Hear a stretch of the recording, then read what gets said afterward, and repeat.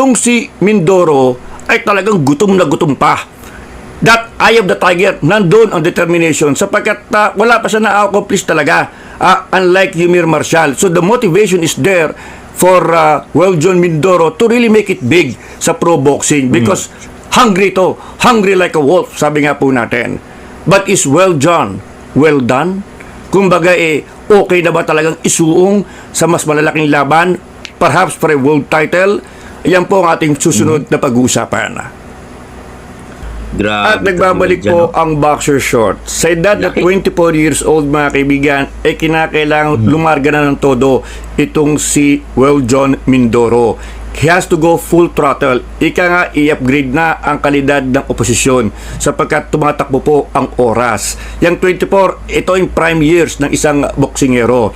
The way we see it, mga kaibigan, nandun ang potensyal. You cannot argue with